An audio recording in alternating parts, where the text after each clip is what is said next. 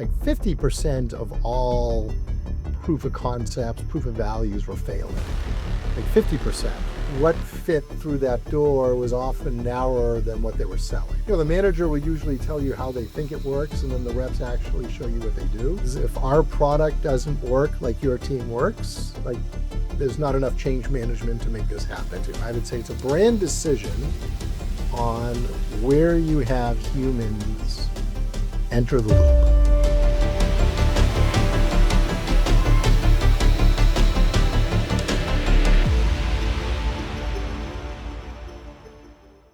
All right. Well, welcome back, everyone, to the Stack GTM podcast series on the Agentic BDR SDR, brought to you by the GTM Council.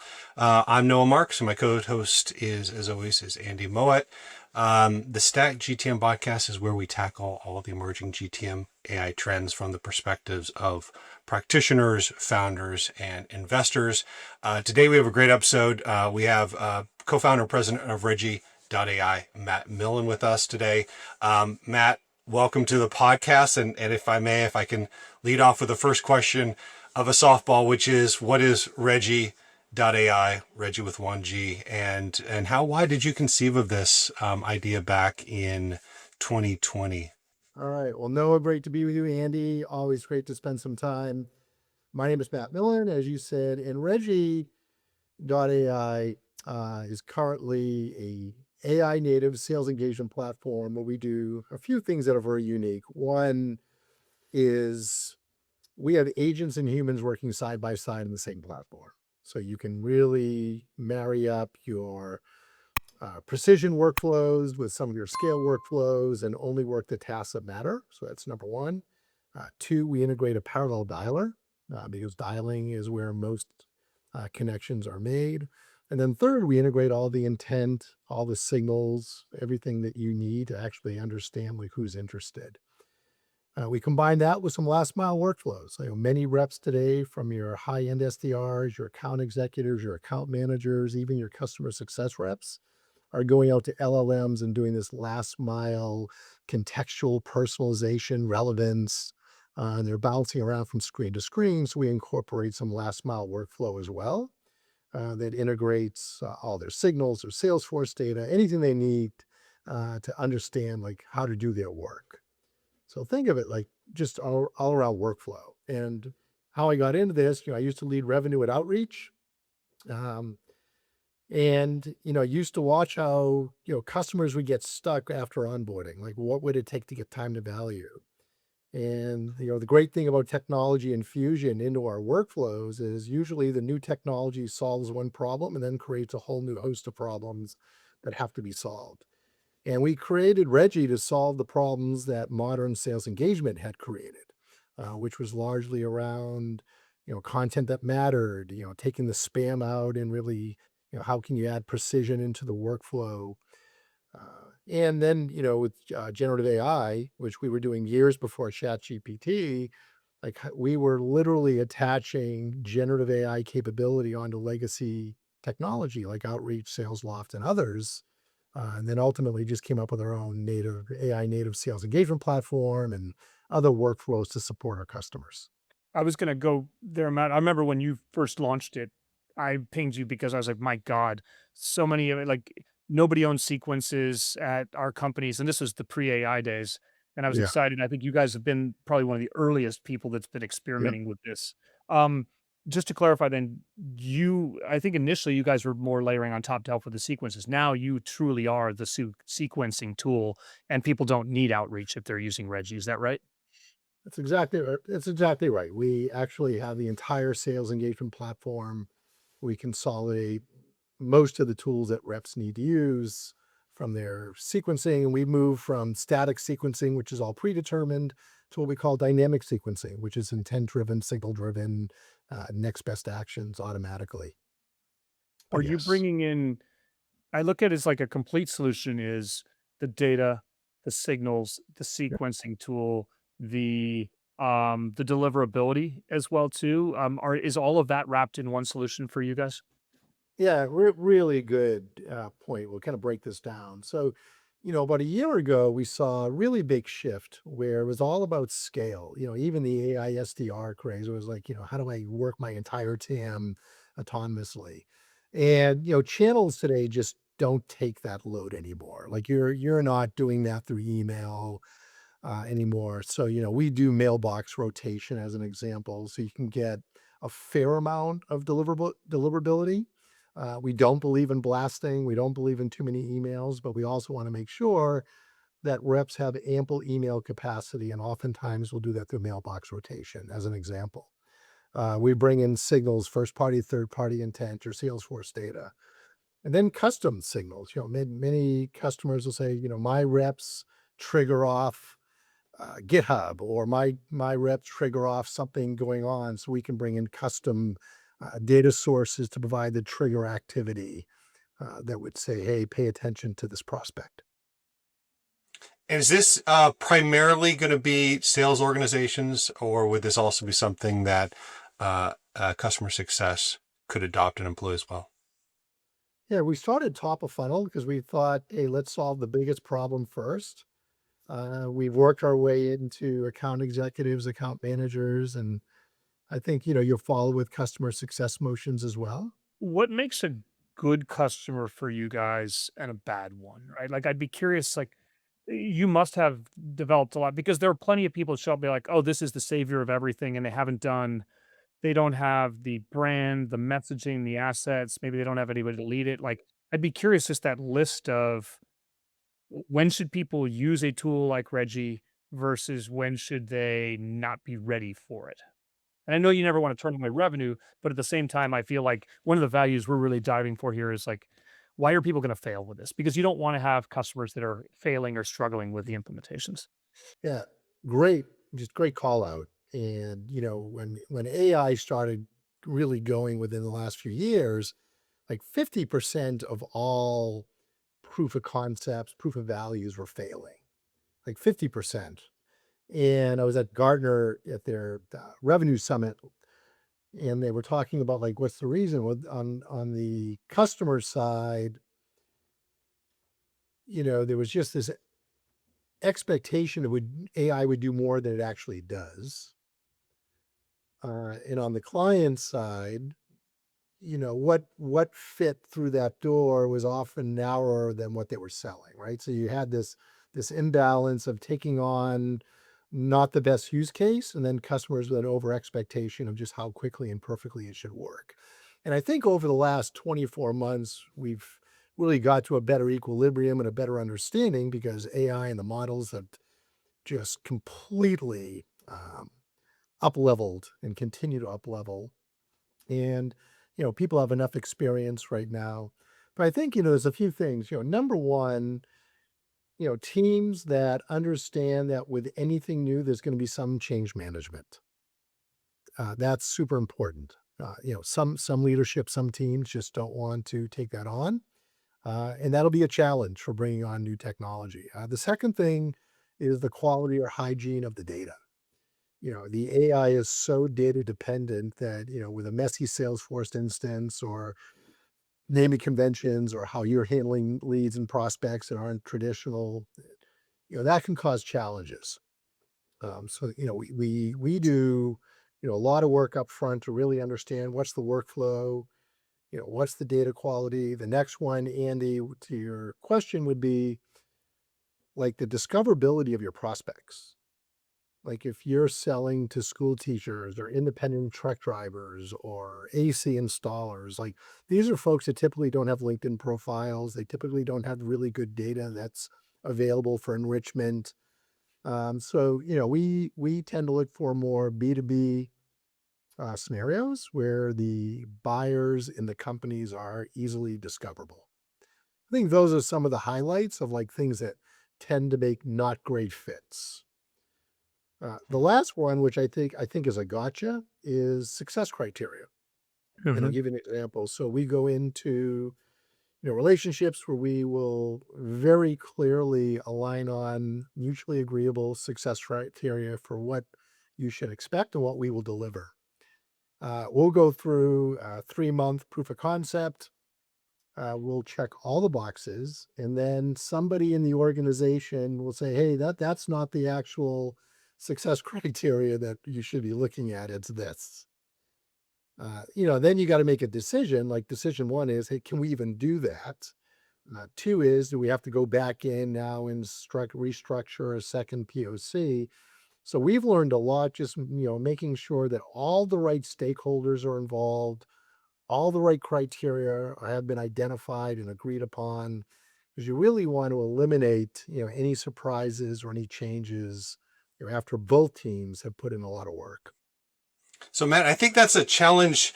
You've hit a key challenge that I think folks have when they're buying any solution, particularly right now in the go-to-market front, which is they don't really know what they need.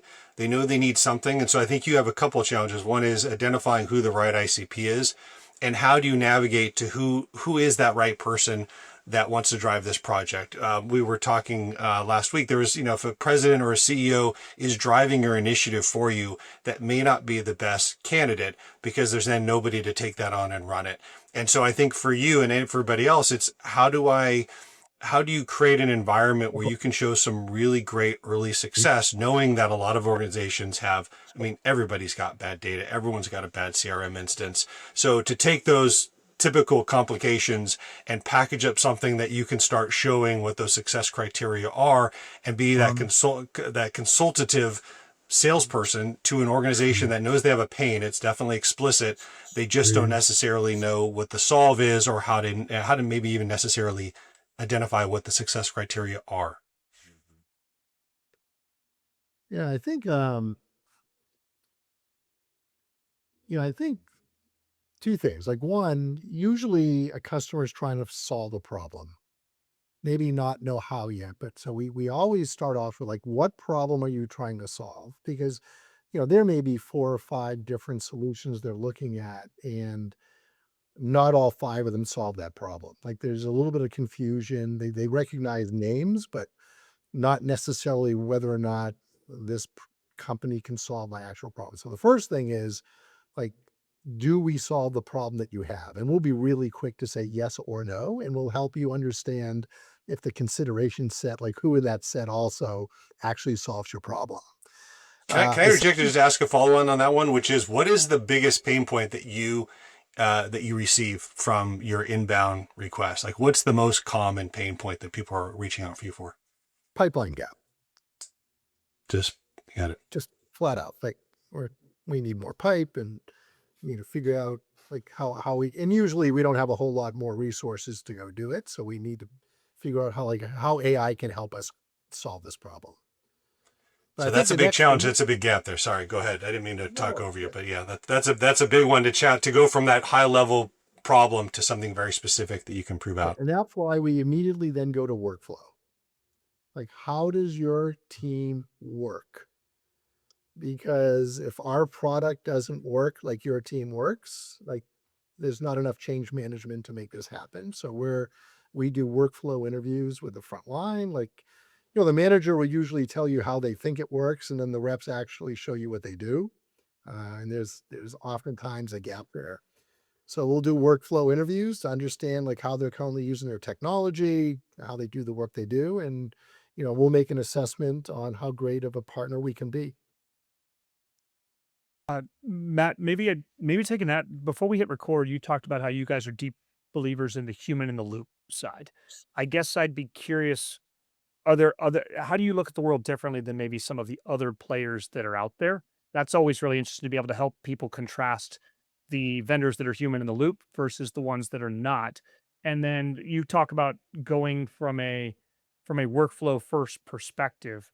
Are there ever people that would be, is there an alternative approach, right? Is there no, let's just forget about any workflow people and just layer people on the top? I'm curious really to break apart that, because I think that'll help us as companies are reading and listening to these interviews and reading the ebook and trying to figure out what's the right path for them. I think really understanding the differences would be helpful.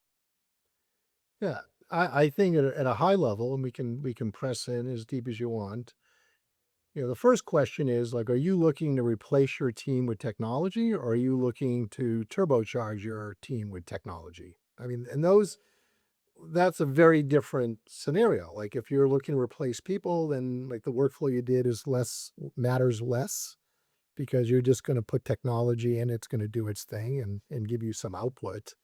But if there's still people on the team, like you have to coexist and you have to work side by side and you have to integrate seamlessly into these handoffs and transitions. But I remember your co-founder Sri, or the founder. He said one time, he's like, "There's only two things that we'll ever struggle to automate. One is the reply, and the second one is the rep call." I think that was 2 years ago, and I feel like the reply may now be automated. So the only thing we can't automate is the rep call itself, both for legal reasons and for awkward reasons as well too. So when you talk about human in the loop, like Mm, how mm, are humans in the loop on your thing? mm, Because in theory, kind of the vision that you guys had outlined a couple years ago that I got so excited about was we're going to be able to do dynamic sequencing, tell you when to call, and we're going to basically you're going to be the person hopping on the call. So what does that human in the loop really look like? Yeah, I mean it's a great question, and I think we're seeing just a architecture of go-to-market roles, to answer that. So it's not about, I mean, if you look at the SDR, you'll go from, volume-based activity and everything's predetermined to really orchestrating, looking at data, looking at intent, making decisions, using your agents up to a certain point, and then like having the human take over. So that's one piece. And it's not just the phone call, it's also on any of the communications, the LinkedIn communications. I think, once you get to a certain point, you want to be interacting. You don't want to. I would say it's a brand decision on where you have humans enter the loop. Mhm. Like it's a brand decision, like the experience you want to create.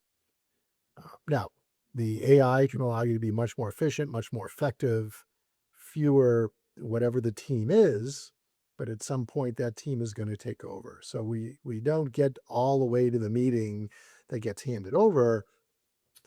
We'll have we're making the phone calls. We'll use AI to leave uh, AI generated voicemails that are contextual, personalized to the sequence in the prospect. There's ways to use AI, but there's also still a human at the end of the day. You're having those last mile interactions. When you sell against somebody else, is there a are all the vendors kind of doing similar things, or are there, like, fundamental choices, like, when I wanna put something in the loop? Like, without talking about a specific vendor, because there's lots of different people out there Yeah. having slightly different approaches. I guess, like, help people frame that question, like, what are the if you choose this, you go with us. If you choose this, there are these other vendors that are doing this. Those I think helping people understand like how to look at the market and almost like a decision tree of I care about my brand and I want my people more involved, Reggie. But what's the alternative choice and what are you selling against? Well, I mean, there's still a lot of companies, Andy, there's still, spreadsheets, Salesforce that they don't use in email. Like there's still that. And every step that is taken by a rep is a manual step. Right. That still exists today. Yeah, although I'm figuring that world will be gone in 6 months for most people. And so I'm Fair. I'm more thinking of like if you're picking a vendor, um, Right. Well, that uh, I'm going through an oh, evolution. yeah, okay, Then cool. then Yeah. your sales engagement has provided a bunch of automation. Um, Everything is predetermined automation. Whether I do a manual email or it's an automated email depends on the sequence or cadence that we're running. When I make my phone calls, etc. And there's clearly human in the loop with traditional sales engagement. Everything's just predetermined, and there's less precision unless it's being brought in. And then in the world of AI, you're literally everything's a next best action. Everything like is the needle in the haystack. Like call Andy and here's why. He's showing this intent, this signal, this trigger. Call Noah. This is why. He hit this tripwire, and we're going to give you what to talk about, why to talk about it, and what the specific intent or signal was that created the task. So what's happening now is like your day is like a very like well-crafted, well-orchestrated list of important tasks to do rather than everything that comes up due on day 17 of the sequence. I mean, that's the shift that's going on right now. And less is bubbling up to the top because we're only want to call people that are interested because buyers are at a different place. Like, it's not about, just how many people can I reach out today? It's which of the right people can I have conversations with today? And if we have a shorter, higher quality list that's available to us, and then we can choose our channel. I mean, that's the day we're in today. Matt, what's on that line of thinking, what is your belief or preference for where that line of control sits? And how close does it actually sit relative to the rep themselves? Is this something that centrally managed by a GTM engineer, by marketing, that's giving this out to the reps? Or do you think having reps having that autonomy to manipulate and change and personalize and go after as they see fit? Where does that line sit for you, or is there a one answer? It's one answer with two answers because it's a great question. We see this pervasively. At one level, even with our AI sales engagement platform, you have somebody that's creating all of these dynamic sequences, what they're doing, how they're engaging, how the agents are working. All of that's predetermined, like what's the quality and how many tasks do each rep get a day. And then the part that the reps have latitude on is what I call this last mile workflow, where they're looking at high quality BAS and they're typically going out for an LLM with to get GPTs. They have this like last part of the workflow where they're providing more personalization, more relevancy, more context, whatever it may be, and then sending that out. They're using it for next steps, for preparation, that there's this workflow and your high-ranked SDRs are doing this, your account executives or account managers are doing this. And it's a little bit of latitude. With some companies, I call it unsanctioned. Like the company's not buying your quad seat or your chat seat. Like reps are literally paying the $20 a month out of their own pocket. They have their own GTPs integrated. Sometimes they'll share amongst, their fellow workers. Other times it's more of a sanctioned workflow, but they still have some level of latitude in terms of how they're using it. Your AEs are using it a lot for mid-funnel as well, really tighten up their day. How do people bill in this space, and is that changing, right? If you think about support, it used to be you charge by seats, and then Intercom and a couple others really pushed that boundary where then it was around completions, or like completed tickets, maybe ideally completed satisfactorily. I feel like there's a pricing disruption coming on this front, or if it's there already, like how do you price? How do other people price? What are you seeing in the market on that side?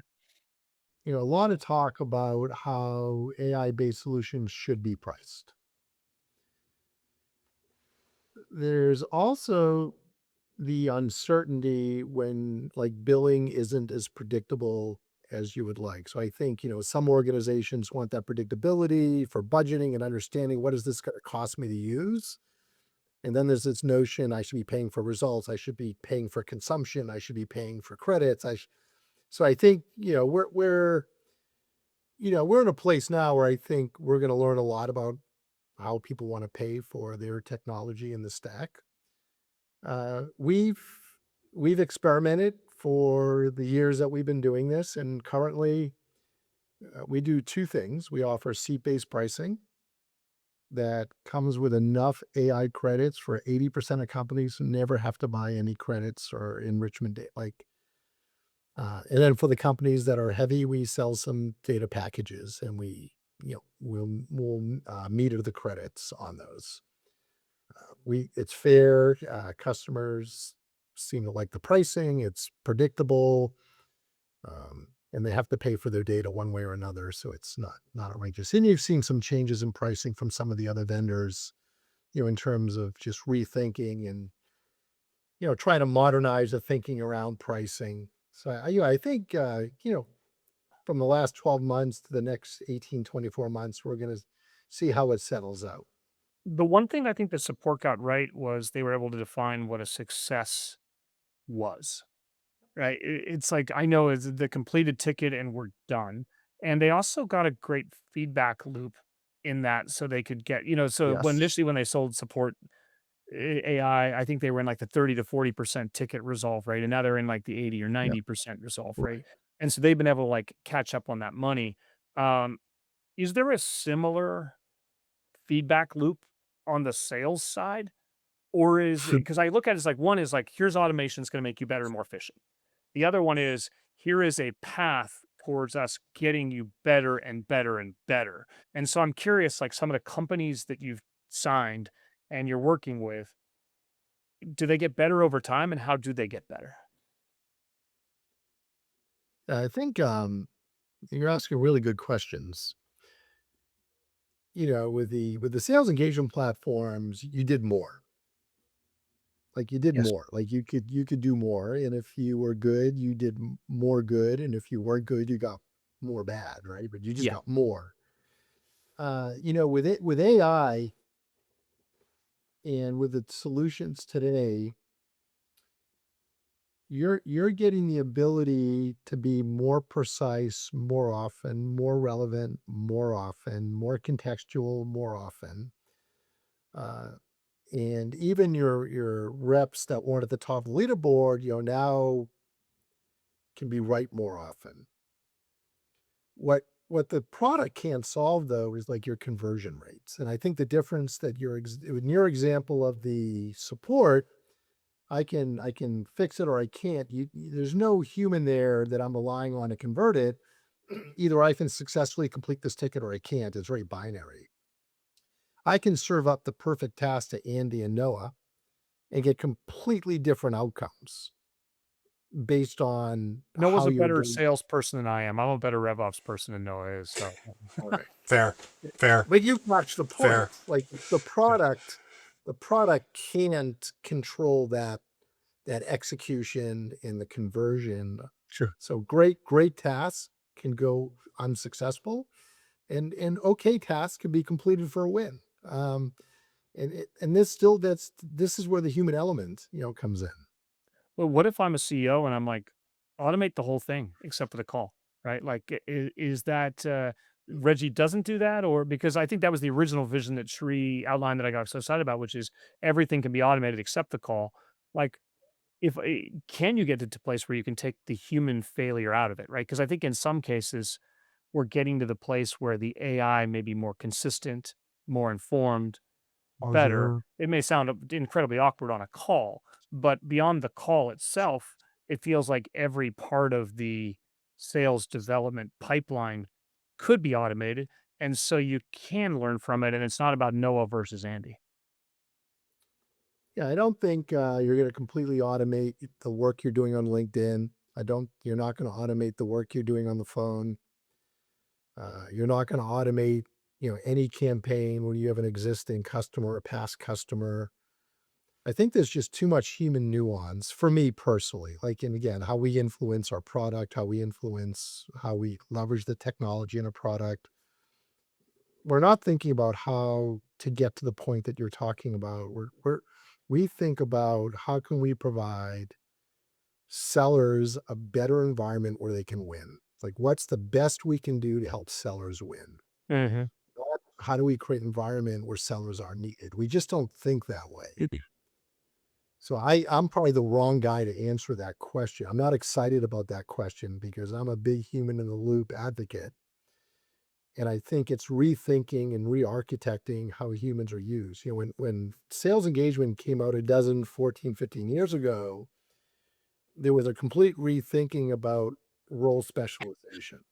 Yes. Like this technology allowed us to think differently around how we structure teams. And we can now have this layer called the SDR, and then a meeting layer, then a meeting run layer, and then a custom. Like you had all these layers that the technology allowed to happen.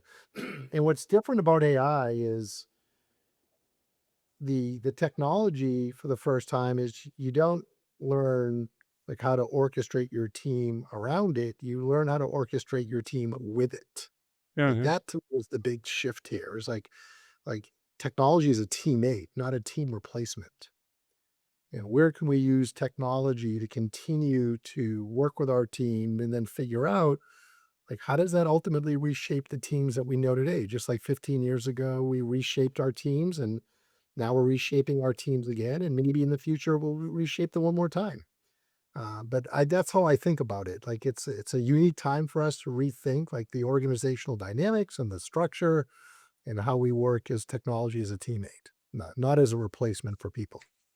On the structure point, is there a time? So SDRs and BDRs have been born out of the mechanics and the capabilities. Often the SDR, for the most part, is an inbound. There's an inbound motion and then there's an outbound motion.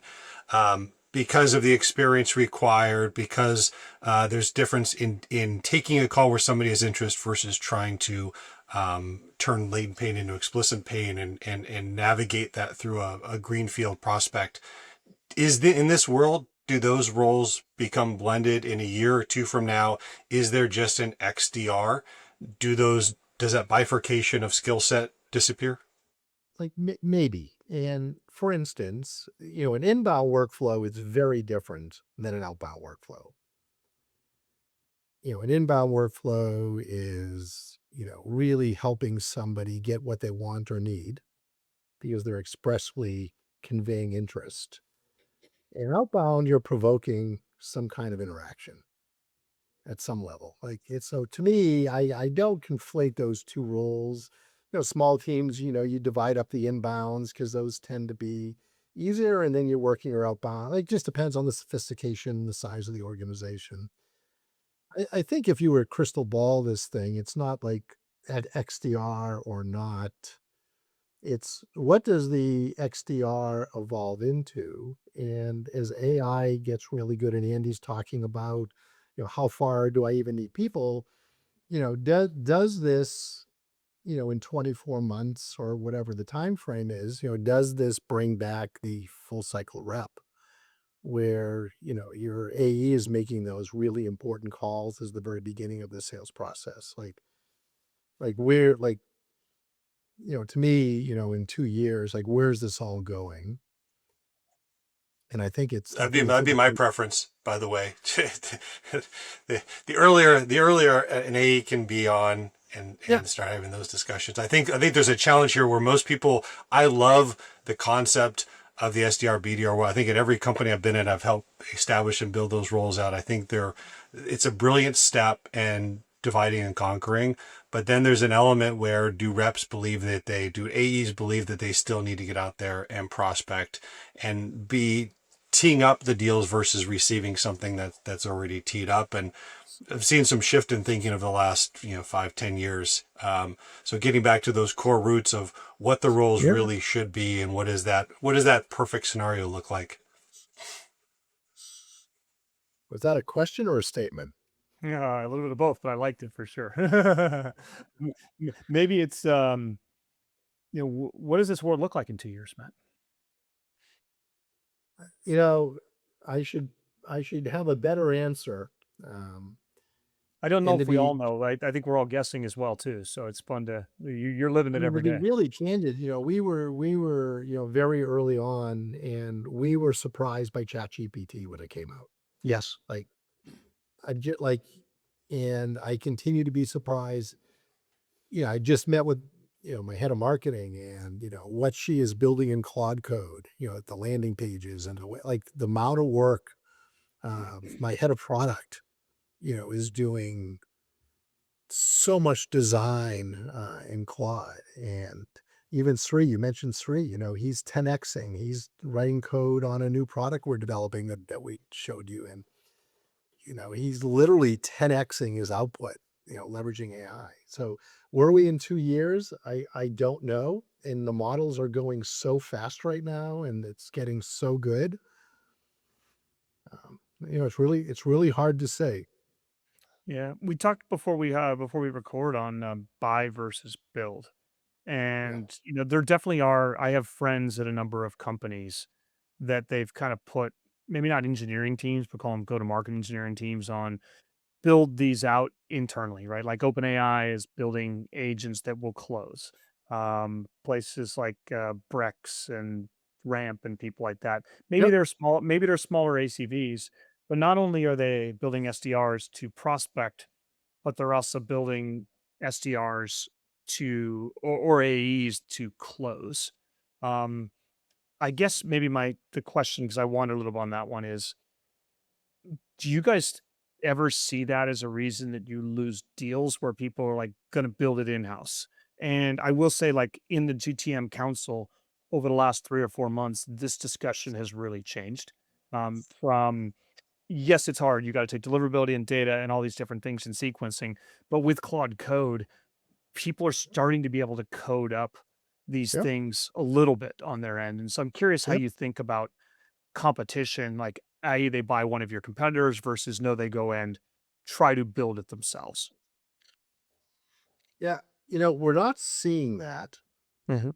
Um, maybe yet, but like and of the years that we've been doing this, we've had one existing customer that, due to a data breach with one of their other vendors, basically decided to do everything in house. Now, things continue to change with the advancements of that, but I think the challenge, we've been building this for 5 years. It's not easy to get all the nuance of the Yes. workflow. I think some things are easier to build than others. We're paying close attention. We're not seeing it come up with deal cycles. I've seen it come up with one customer in 5 years. But I do know, like if you take go to market out, there are other parts of the business where clearly this is happening. Even our own organization, we're relying on it in our marketing team, our product team, our engineering team. But um, You said there were hard reasons, and I agree, right? Like I'm more on the camp of find the best vendor and do that. But if you were going to advise somebody on why you shouldn't build this in-house, what would be the 3 to 4 hard things that they're just going to bang their head at and get frustrated with? yeah, I think the first thing is they most likely won't come at this from the workflow. They're going to come at it from a product perspective. And I think where typically the rub happens in any go-to-market organization is, what the team does all day. And typically when teams evaluate product, they evaluate product or how it's going to fit in. It's like being a head coach for a sports team. You typically bring players in that fill the way that your team works, culturally and the specific role or position. And you don't start over typically. And I think there's just a lot of nuance with all the workflows, all the intricacies. And I think over the years, we built a pretty complex business and go to market. The buy versus build question, you can always build to where maybe you can build to where some of the vendors are today. But I think part of the value, a big part of the value, is that your partner, you mentioned that your co-founder is working on your next best product. You're not buying you for this moment in time. You're buying because, listen, this isn't a problem that goes away. I need to evolve and adapt as the market evolves. There's the expertise Yep. around what's happening, what the best practices are. I know I certainly go to every one of my vendors and ask, tell me who my best rep is. Tell me what a best rep is. Yeah, I'm sure you get the same sort of expectations handed down on you. What are how do you capture that? Because again, I think a lot of teams, when enterprise AI was released, a lot of companies bought a tool, back to this buy versus build, and we're told, no, we're not going to buy a point solution, figure out how to build it on your own. And so I think there's a whole ecosystem of potential buyers out there that are stuck between perception of what the problem is and what they know is the reality. And I think what they're looking for is, what's the knowledge that I can use to package up the ammunition to go say, this is why we need to go do something. Or if it's just a small, 3-month trial, as you mentioned earlier, that's a big chunk of time to prove out something. What's the best way? So if you're talking to all the potential, your ICP right now and all the potential buyers, what's the best way that they can engage you and tackle something where they can demonstrate success and prove out it maybe a buy versus build scenario? Because again, we do see it within the GTM Council quite a bit now, but I think it's going to be something that is more pervasive. And so I think having that expertise that you all provide, living in this world 24/7, can provide. Yeah, I think you make a great point. There's industry best practices that clearly matter. There's nuance of workflow. There's just all the intricacies of what it takes to work. Again, I'm not seeing this show up. I sense from you, Noah, that it's coming up in your council, which is very interesting. And we tend to work with enterprise, like higher end mid-market to enterprise organizations, and just not seeing that. I am seeing like more directive from these companies to accelerate the infusion of AI into their go-to-market strategy, but still through the vendor community. Yeah, Matt, I think it's been honestly, it's been the last 2 to 3 months. Yeah. The articles that talked about people like things have changed. I think we're seeing pressure from CEOs on this side, and I honestly think like stuff is possible that wasn't possible 3 months ago. So this is as I say, we've got it. We're talking with you guys. We're doing a deep dive around like data vendors, where I'm seeing more and more people be like, I can just go code some of this stuff up myself. We're doing it with, we did another deep dive with like AI role plays and so I guess I would say this is a trend we see that's coming, and every vendor's gonna need to have an answer for it for sure.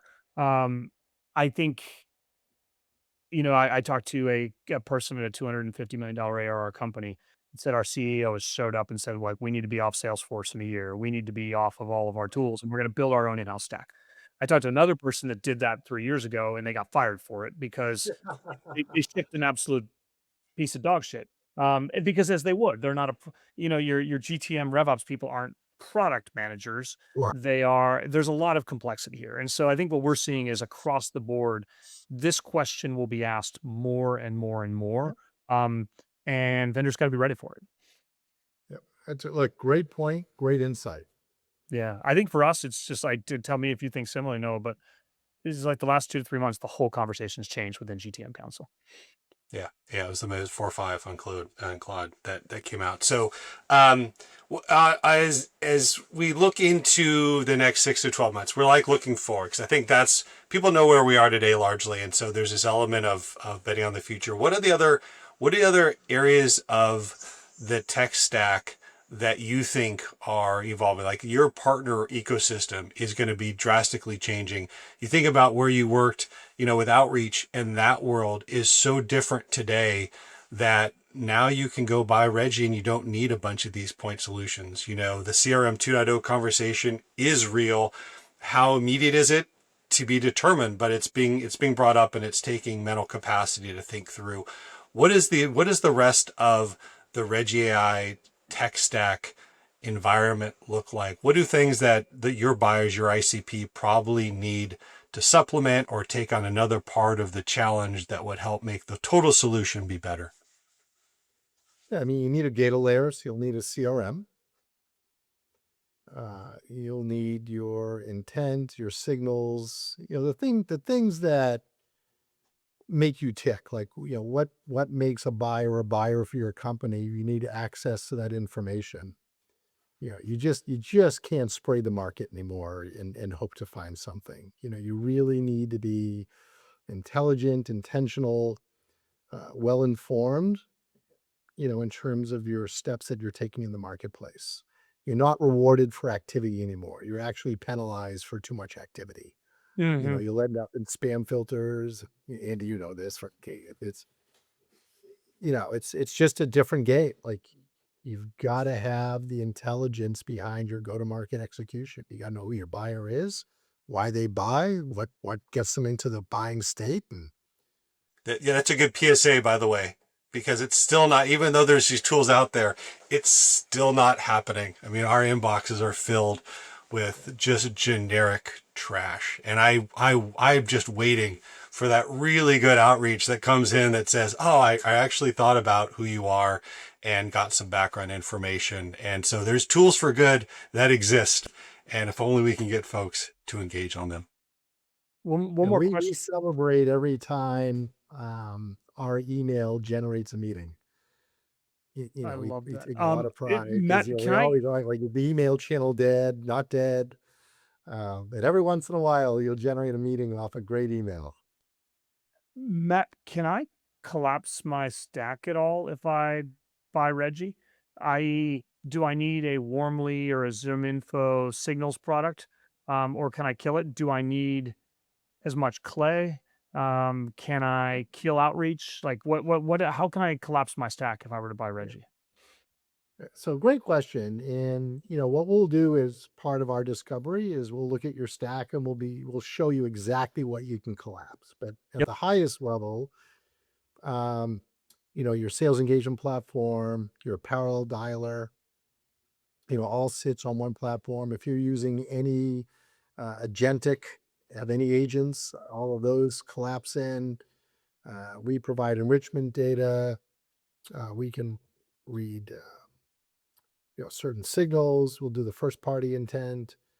So I think beyond that, we'll just have to take a look at what the team's using and whether or not we provide that. We'll do job change information and things of that nature.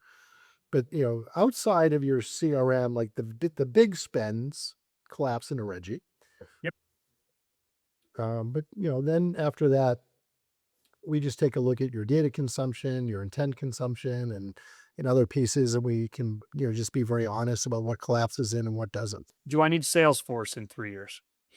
I mean, technically, you don't need it now, but you lose a lot. Like today, you lose a lot in Mhm. terms of functionality and reporting and such. But we have had a few customers that didn't have a CRM.